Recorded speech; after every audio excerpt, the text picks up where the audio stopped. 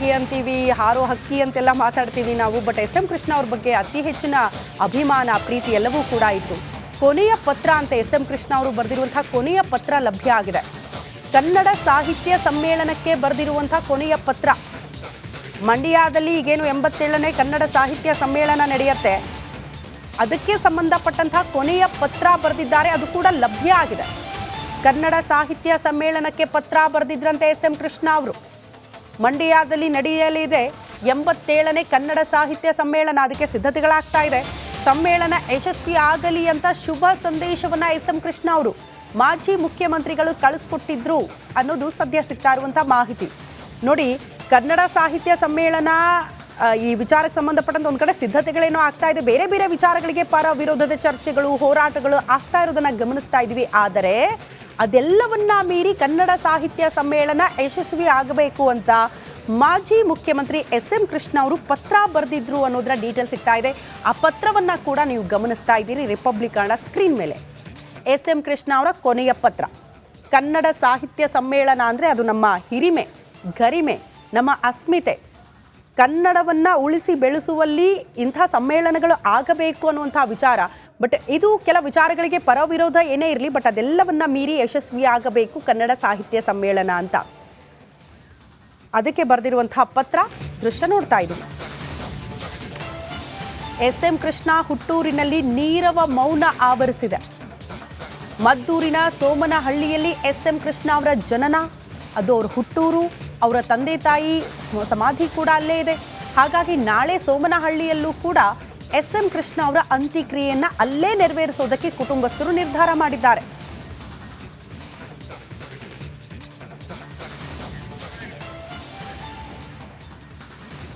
ಈ ಬಗ್ಗೆ ಮತ್ತಷ್ಟು ಡೀಟೇಲ್ಸ್ ಅನ್ನ ಕೊಡ್ತಾರೆ ನಮ್ಮ ಪ್ರತಿನಿಧಿ ಆನಂದ್.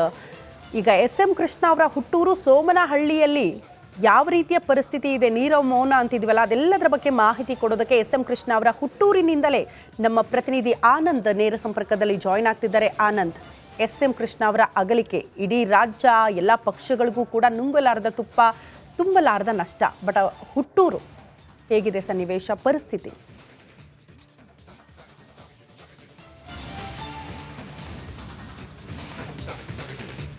ಶ್ರುತಿ, ರಾಜ್ಯದ ಮುತ್ಸದ್ದಿ ರಾಜಕಾರಣಿ, ಹಿರಿಯ ರಾಜಕಾರಣಿ ಆಗಿದ್ದಂಥ ಮಾಜಿ ಮುಖ್ಯಮಂತ್ರಿ ಹಾಗೂ ಮಾಜಿ ಕೇಂದ್ರ ಸಚಿವರಾದಂಥ SM ಕೃಷ್ಣ ಅವರ ನಿಧನದಿಂದಾಗಿ ಇಡೀ ಮಂಡ್ಯ ಜಿಲ್ಲೆಯಲ್ಲಿ ನೀರವರ ಮೌನ ಆವರಿಸಿದೆ ಅಂದರೂ ಕೂಡ ತಪ್ಪಾಗಲಿಕ್ಕಿಲ್ಲ. ಅದರಲ್ಲೂ ಕೂಡ ಅವರ ಹುಟ್ಟೂರು ಮಂಡ್ಯ ಜಿಲ್ಲೆ ಮದ್ದೂರು ತಾಲೂಕಿನ ಸೋಮನಹಳ್ಳಿಯಲ್ಲಿ ನಿಜಕ್ಕೂ ಕೂಡ ನೀರವ ಮೌನ ಆವರಿಸಿದೆ.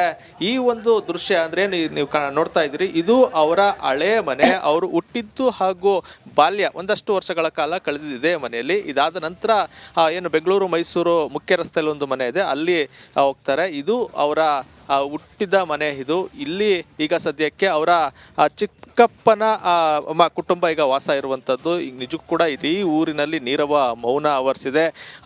ಇಡೀ ರಾಜ್ಯ ಕಂಡಂತಹ, ದೇಶ ಕಂಡಂಥ ಮುತ್ಸದ್ದಿ ರಾಜಕಾರಣಿ ತಮ್ಮೂರಿನವರು ಅಂತ ಹೇಳ್ಕೊಳ್ಳೋದಕ್ಕೆ ಈ ಊರಿನವ್ರಿಗೆ ಹೆಮ್ಮೆ. ಅಂಥದ್ರಲ್ಲಿ ಈಗ ಏನು ಅವ್ರನ್ನ ಕಳ್ಕೊಂಡಿರೋದು ಇಡೀ ಕುಟುಂಬ ಆಗ್ಬೋದು, ಜೊತೆಗೆ ಇಡೀ ಅವರ ಊರಿನವ್ರಿಗೆ ಒಂದು ಏನೋ ಒಂದು ಆಘಾತ ತರಿಸಿರುವಂಥದ್ದು. ಈ ಬಗ್ಗೆ ಮಾತಾಡೋದಕ್ಕೆ ಅವರ ಸಂಬಂಧಿಕರಿದ್ದಾರೆ, ಅವ್ರನ್ನ ಮಾತಾಡಿಸ್ತೀನಿ.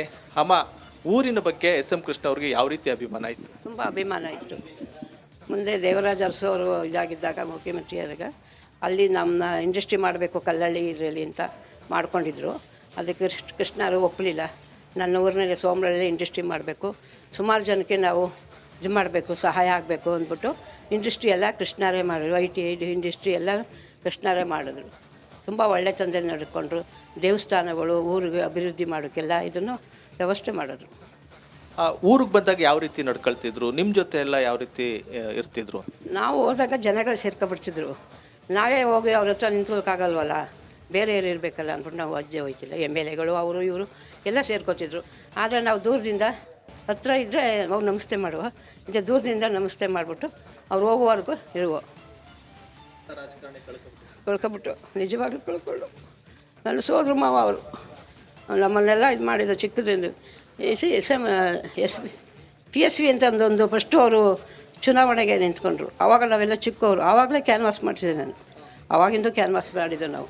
ಆಗ ಸ್ಕೂಲ್ಗೆ ಹೋಗ್ತಿದ್ದೆವು ನಾವು, ಇಲ್ಲೇ ಸೋಮನಹಳ್ಳಿಲೇ ಸ್ಕೂಲ್ಗೆ ಹೋಗ್ತಿದ್ದೆ, ಅಜ್ಜಿ ಮನೆ ಇದು. ಹೋಗ್ತಿದ್ದೆ. ಆವಾಗಿಂದ ಯಾವ ಎಲೆಕ್ಷನಾಗ ನಿಂತ್ಕೊಂಡ್ರು ಕೂಡ ನಾನು ಕ್ಯಾನ್ವಾಸ್ ಮಾಡ್ತಿದ್ದೆ, ಪ್ರತಿಯೊಂದರಲ್ಲಿ ಕ್ಯಾನ್ವಾಸ್. ಅಷ್ಟು ಅಭಿಮಾನ ಅವರು, ನಮ್ಮೆಲ್ಲನೂ ಪ್ರೀತಿ ವಿಶ್ವಾಸ ನೋಡ್ಕೊತಿದ್ರು, ತುಂಬ ಇದಾಗಿದ್ದರು. ಅವ್ರೇನು ನಮಗೆ ಮಾಡಿಕೊಡ್ದೇ ಇರೋ ಚಿಂತೆ ಇಲ್ಲ, ಅವ್ರು ಇರಬೇಕಾಗಿತ್ತು ಇನ್ನೊಂದಷ್ಟು ವರ್ಷ ಅಂತ ಅಷ್ಟೇ. ನಮಗೇನು ಮಾಡಲಿಲ್ಲ, ಮಾಡದೇ ಇರೋ ಪರವಾಗಿಲ್ಲ ಅವರು. ಸರ್, ನೀವೇನು ಹೇಳ್ತೀರಿ? ಜೊತೆಗೆ ನೀವು ಯಾವಾಗ ಕೊನೆಯದಾಗಿ ಅವ್ರನ್ನ ಭೇಟಿ ಮಾಡಿದ್ದು? ನಾನು ಈ ಸೋಮನಹಳ್ಳಿ ಗ್ರಾಮದ ಗ್ರಾಮ ಪಂಚಾಯತಿ ಸದಸ್ಯನಾಗಿ ಕೆಲಸ ಮಾಡ್ತಾಯಿದ್ದೀನಿ. ನಾವು ಈ ಹುಟ್ಟೂರು ಸೋಮನಹಳ್ಳಿ ಅಂತ ಹೇಳಿದ್ರೆ ಈ ದೇಶದಲ್ಲೇ ಈ ಒಂದು ಸೋಮನಹಳ್ಳಿ ಅನ್ನೋ ಒಂದು ಗ್ರಾಮನ ಒಂದು ಮೇರು ಮಟ್ಟಕ್ಕೆ ತಗೊಂಡೋದಂಥವ್ರು. ಅವರು ಕರುನಾಡು ಕಂಡ ಸೃಜನಶೀಲ ರಾಜಕಾರಣಿ, ಎಲ್ಲೂ ಒಂದು ಕಪ್ಪು ಚುಕ್ಕೆ ಇಲ್ಲದಂಥವ್ರು. ಅವರು ರಾಜಕಾರಣದಲ್ಲಿ ಅಜಾತ ಶತ್ರುಗಳಾಗಿದ್ದಂಥವ್ರು. ಮತ್ತು ಅಭಿವೃದ್ಧಿ ದೃಷ್ಟಿಕೋನದಲ್ಲಿ ಅವರದೇ ಆದಂಥ ಒಂದು ದೂರದೃಷ್ಟಿನ ಇಟ್ಕೊಂಡು ರಾಜಕಾರಣ ಮಾಡಿದಂಥವ್ರು. ನಾವು ಆ ಊರಲ್ಲಿ ಅವರು ಬಿಟ್ಟು ಹೋದಂಥ ಅವರು ಈಗ ಒಂದು ಊರಿನಲ್ಲಿ ಬಿಟ್ಟು ಹೋದಂಥ ಇದರಲ್ಲಿ ನಾವು ಅದನ್ನು ಮುಂದುವರ್ಸ್ಕೊಂಡು ಹೋಗ್ತಾ ಇರೋವಂಥದ್ದು ನಮ್ಮ ಪುಣ್ಯನೇ ಅಂತ ಅನ್ಕೋತೀನಿ. ಅವರು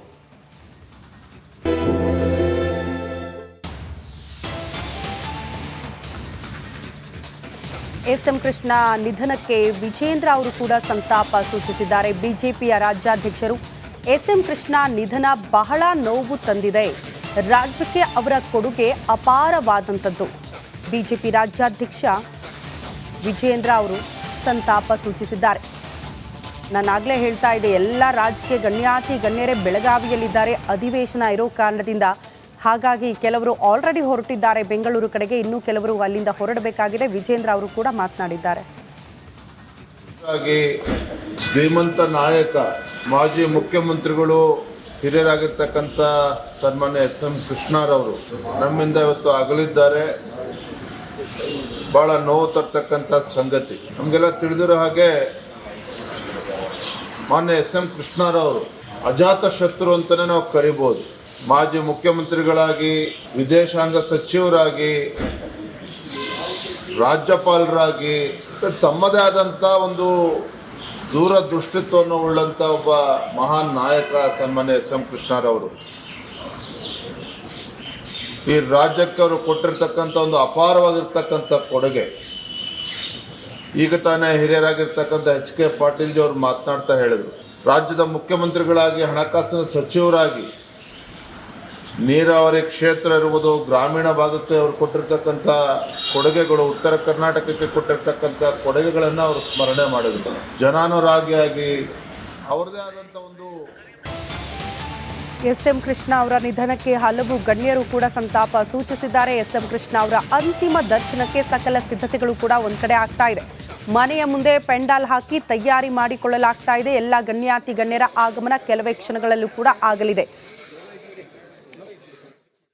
ಸುತ್ತೂರು ಶ್ರೀಗಳು ಎಸ್.ಎಂ. ಕೃಷ್ಣ ಅವರ ನಿವಾಸಕ್ಕೆ ಭೇಟಿ ಕೊಟ್ಟು ಅಂತಿಮ ದರ್ಶನ ಪಡೆದುಕೊಂಡು ಅವ್ರನ್ನ ನೆನಪು ಮಾಡಿಕೊಂಡು ಒಂದೆರಡು ಮಾತಾಡ್ತಾ ಇದ್ದಾರೆ.